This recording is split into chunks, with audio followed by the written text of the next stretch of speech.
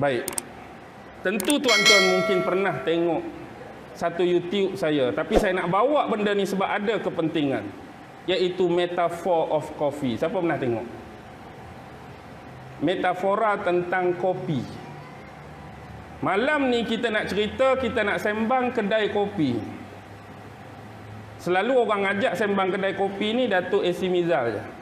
Dia jemput artis-artis terkenal dengan kereta-kereta legend, dia call, dia panggil, pergi sembang lah, cerita tentang orang berkenaan di mana-mana kedai-kedai kopi. Baik. Jangan ingat benda ni mudah, jangan ingat benda ni lawak. Tapi saya nak suruh tuan-tuan dan nak ajak tuan-tuan berfikir di sebalik metafora kopi.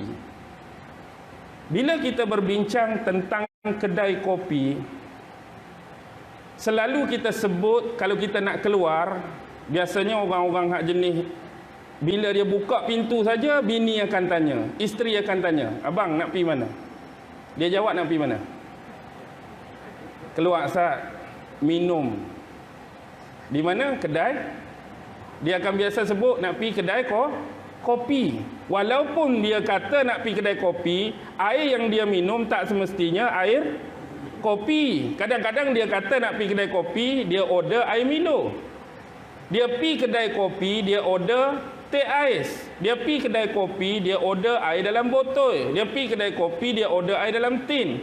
Tapi dah sinonim dengan masyarakat kita, nak keluar minum, pergi kedai kopi. Kedai kopi. Pernah tak kalau isteri kita tanya nak pergi mana? Sebab kita nak minum Milo, pergi kedai Milo Ustaz. Kalau nak minum teh, pergi kedai teh Ustaz. Kita tak sebut kedai teh, tak sebut kedai Milo, tak sebut kedai Nescafe, tak sebut kedai koko. Kita sebut kedai kopi dan kita faham dah. Kopi ni walaupun kedai kopi, dia menyediakan pelbagai menu minuman. Kita boleh order apa pun. Baik. Kembali kepada isu permasalahan kedai kopi, saya nak gambarkan di sini sebuah kedai kopi atau warung kopi atau restoran kopi atau di mana-mana kafe tentang ayat kopi ni adalah gambaran dunia dan alam semesta yang kita tinggal sekarang. Cuba tuan-tuan letak sejenak kedai kopi yang kita nak masuk ni dunia yang kita hidup sekarang. Dunia yang kita ada sekarang. Dan confirmnya kedai kopi ni ada pemilik dia, ada tuan dia, yang kita gambarkan dalam istilah agama sebagai Allah Subhanahu wa taala. Kita masuk dan langkah saja dalam kedai kopi, di sana adanya banyak meja-meja. Yang pastinya dalam dunia ni bukan hanya ada penganut kopi semata-mata, yang saya istilahkan agama kopi ni ialah agama Islam. Bukan Islam tu kopi, bukan Islam tu agama kopi. Ni sebagai metafor nak bagi faham. Bila ada banyak meja dan banyak menu, pastinya ada peminat-peminat kepada minuman lain selain kopi. Jangan ingat geng kopi saja akan ada dalam kedai ni. Dan anda tak akan mampu untuk melihat semua meja tadi akan minta minuman yang nama dia kopi. Pasti adanya permintaan selain daripada kopi. Bila masuk saja satu meja, mungkin ada orang minum kopi. Bila masuk saja satu meja, mungkin ada orang minum teh. Ada orang minum Nescafe. Ada kumpulan minum koko. Ada kumpulan minum Milo. Ini menunjukkan dalam kedai kopi dunia yang kita ada ni, selain daripada agama Islam, adanya kepercayaan-kepercayaan, anutan-anutan dan agama lain yang mereka juga sedang menikmati minuman masing-masing. Nak kira nama Milo ke, nama apa ke, go on. Kita boleh hidup aman. Kita boleh hidup damai selama mana semua meja-meja tadi minum dan menikmati minuman masing-masing tanpa ganggu minuman dan kondem minuman orang lain. Kita geng kopi minum saja, tak kacau geng teh, tak kacau geng Milo, tak kacau geng Nescafe. Dia pun senyum kat kita, minum. Walaupun dia tak minum kopi, tapi dia menghormati orang yang minum kopi, dia menghormati orang minum Milo. Kalau dia tu golongan teh, tak jadi masalah, tak akan ada pergaduhan. Kalau saling masing-masing menikmati masing-masing minum dan menghayati minuman masing-masing, tanpa kritik, tanpa kondem, tanpa cari kesalahan minuman-minuman lain. Yang jadi masalah hari ini ialah masing-masing mencari kesalahan minuman selain apa yang dia nikmati dan minum tu yang bermasalah. Tapi kita biarkan minuman lain. Kita nak cerita masalah dalam keluarga kopi kita. Bila saja kita masuk dalam kedai kopi, pastinya siap menanti kita orang-orang yang akan melayani kita. Siapa? Waiter or waitress. Waiter or waitress. Lelaki waiter, perempuan waitress. Dan sebab kedai ni kedai kopi, maka penawaran pun dibuat. Waiter or waitress hanya boleh melakukan penawaran. Dia sekali-kali tak boleh melakukan paksaan. Sebab kita nak jual kopi, kita nak jual agama Islam, nak menyedarkan orang tentang Islam, nak menyebarkan dakwah Islam, dan nama kita pun kedai kopi, maka penawaran pertama kita kena tawarkan kepada orang kebaikan kopi yang disediakan.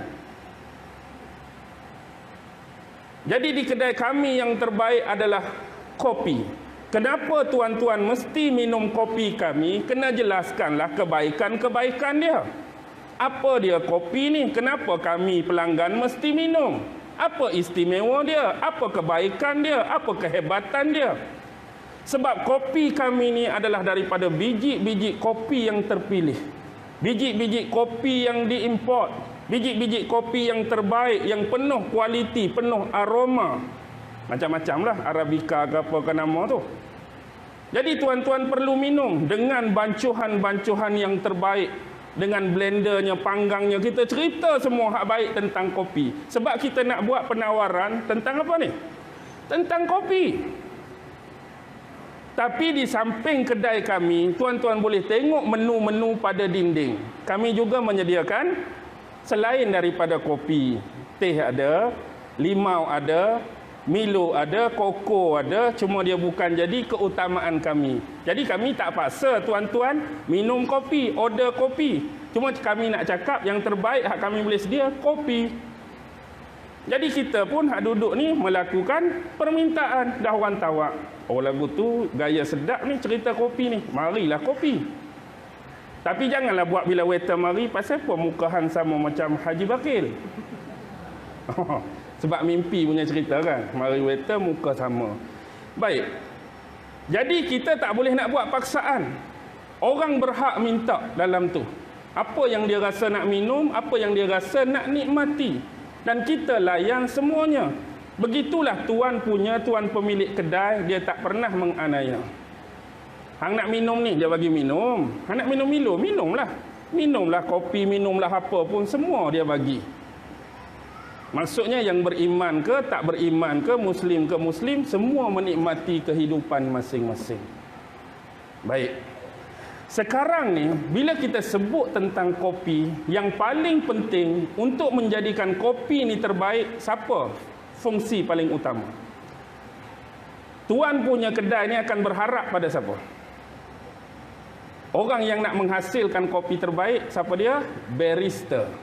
Who is barista? Barista ni istilah perkopian. Orang hak bancuh kopi tu, dalam iklan apa, Wonda Coffee tu, yang pakai baju kot sekerat, yang pakai bow tu, orang duk bergaduh isteri dengan laki dia, so mari tenang, okey, relax. Tu dipanggil barista. Dialah yang akan apa? Dialah yang akan panggang kopi, dia akan rebuh kopi, dia akan racik kopi, dia akan perhalus kopi, dia akan kacau, dia akan campur tu campur ni, menyediakan. Barista mesti terbaik. Apa yang disebut barista di sini? Barista paling unggul ialah siapa yang kita cerita awal tadi? Siapa barista paling unggul? Nabi Muhammad sallallahu alaihi wasallam. Seterusnya, nabi-nabi dan rasul yang lain, para sahabat, para tabi'in, ulama-ulama, sampailah ke zaman kita. Baik.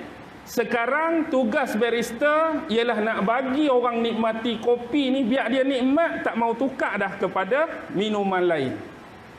Jadi nak jadi barista macam ni kena unggul sungguhlah, kena terbaik sungguhlah, kena berkualiti sungguhlah. Nak memastikan setiap kali orang minum dia tak mau dah lain.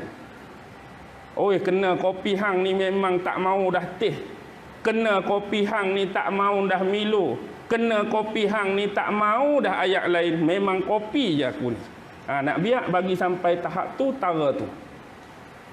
Jadi barista yang pertama, asas kita nak buat kopi ni 3 je.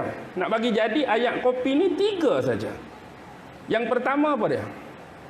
Nombor 1, nak bagi jadi ayat kopi ni, benda asas paling pertama ialah kopi lah. Dah nak kata nak buat ayat kopi, takkan nak ambil daun teh.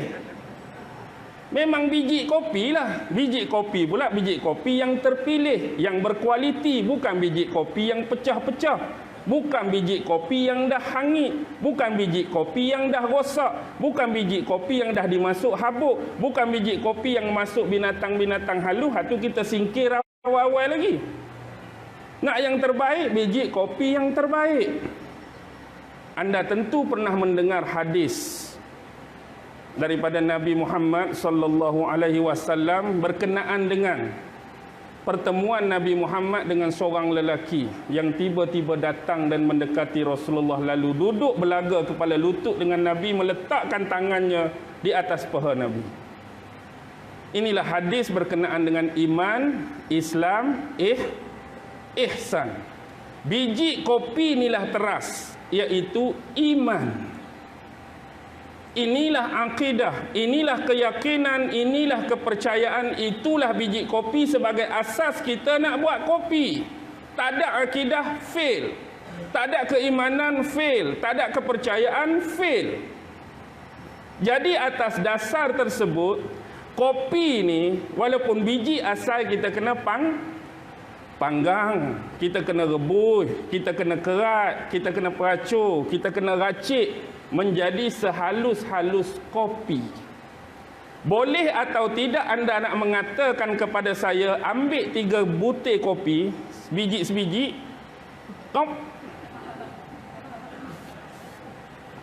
hang buat apa tu? Minum kopi. Bolehkah kata minum kopi? Dia ambil yang tak buat apa-apa, 3 biji, 3 getul, minum air. Lepas tu bila kita tanya, hang buat apa? Minum kopi. Bolehkah dikatakan minum kopi walaupun yang dia telan tu biji kopi? Dianggap minum kopi ke tu? Tak akan dianggap minum kopi. Ataupun walau dia ambil yang dah serebuk tadi, yang dah diracik halus, dia ambil yang tu, dia buat style Mr. Bean lah. Serbuk. Lepas tu berkumur, bubur susu sikit, gula sikit, Mr. Bean kan. Lepas tu hang buat apa? Minum kopi. Boleh dikatakan minum kopi? Tidak, tuan-tuan. Ini memaksudkan kepada kita sekadar pemahaman, sekadar litera tak akan menjadikan kita beriman dengan sebenar-benar keimanan. Walaupun biji kopi itu adalah kopi, serbuk itu adalah kopi, seumpama kita belajar tentang akidah. Kita belajar tentang akidah dari sudut kefahaman dan biji kopi itu, kita belajar sifat 20. Ada 4 kan? Sifat nafsiyah, sifat salbiyah, sifat ma'ani, sifat maknawiyah. Kalau dari sudut telan tadi, semua orang boleh hafal. Cuba hang hafal wujud, kidam, bakok, mukhalafah. Adakah bila seseorang tu boleh hafal, seseorang tu boleh baca baris, adakah dia benar-benar dikatakan beriman hanya kerana hafal sifat 20 nama semata-mata? Hafal nama saja, hafal sifat saja, wujud, kidam tadi habis, beriman. Beriman. Sebab keimanan ni menuntut pelaksanaan. Pelaksanaan tu yang kena yakin, kena percaya melalui sifat-sifat yang disebut. Bagaimana kita hanya boleh sebut sifat, tapi kalau tanya makna, ke laut. Apa makna wujud? Makna wujud ialah maha melihat. Sebab dia hafal je wujud, kidam, bakok, mukhalafah, dia hafal je. Tapi bila tanya apa makna wujud, maha melihat. Apa makna kidam? Maha menghancurkan. Hancur sungguh lah tu. perlu ada kepahaman, perlu ada pengenalan, perlu ada penghayatan, perlu ada keyakinan. Sekadar ambil 3 biji, berap, anda tak akan dikata meminum dan menikmati kopi. Ingat, benda ni kenapa biji kopi kena racik bagi peralus. Jangan kita ambil Quran seketui, kita dah dikatakan berakidah. Ambil Quran seketui, kita dah dikatakan beriman. Benda ni kalau tuan-tuan memondok dulu, faham memondok? Maksudnya kita masuk pondok-pondok ni, yang duduk depan saya ni, yang mungkin 50-an, 60-an, 70-an, yang terlibat dengan aktiviti pemondokan dulu. Kadang-kadang ada juga yang jadi tikuh mondok pun ada, waktu memondok tu. Baik, kita nipis je tauhid. Tapi ingat ke nipis ni, mungkin hari ni kalau kita belajar, kita baca, seminggu tak sampai. Tapi bila tanya, tak tahu apa. Bila tanya, tak boleh nak tafsir. Bila tanya, tak boleh nak hurai. Tapi orang dulu senipis ni, mungkin berapa tahun baru dia habis? Tuan-tuan. Mungkin 5 tahun, mungkin 7 tahun, mungkin 10 tahun. Sebab Tok Guru buat apa? Tok Guru dulu bukan satu muka sari.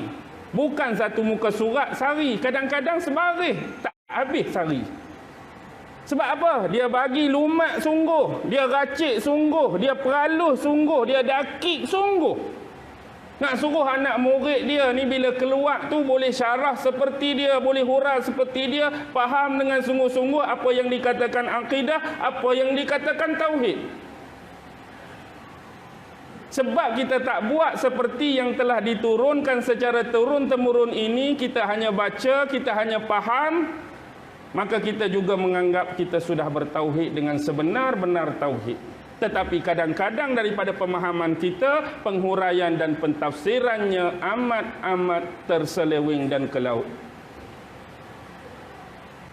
Jadi yang tukang peracik siapa? Ulama-ulama lah, guru-guru kita lah, tok-tok guru kita lah, nak suruh hadam sungguh, nak suruh likat, nak suruh sebati dengan unsur yang kedua. Lepas ada biji kopi, nak jadi ayak kopi, kena ada apa? Serbuk tadi nak buh dalam apa? Kena buh dalam ni, tak lagi dah. Dah kata ayak kopi, kena ada ayak lah. Kena bubuh dalam air. Air itulah syariat. Air itulah syariat. Jadi akidah tadi kena dileburkan, kena ditumbangkan dalam syariat.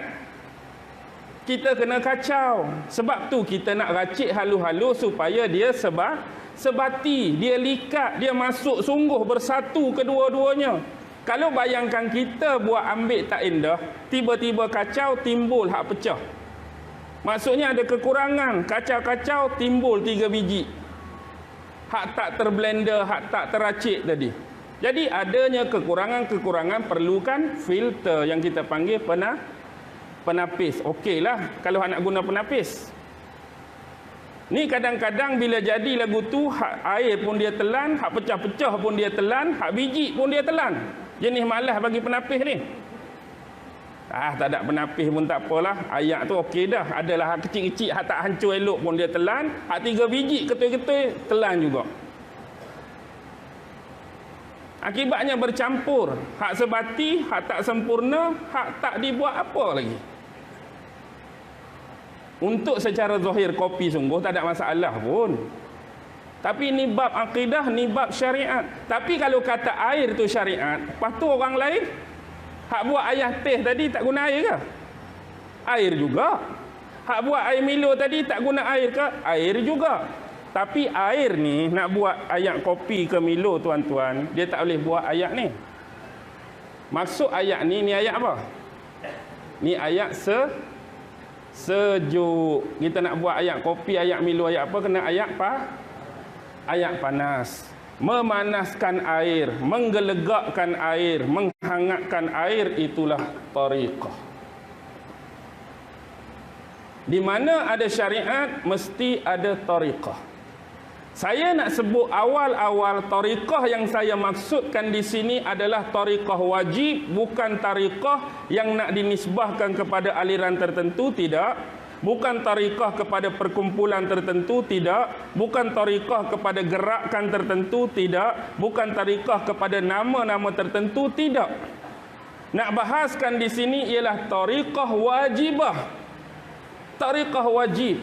Dia mesti bergabung dengan apa? Bergabung dengan syariat.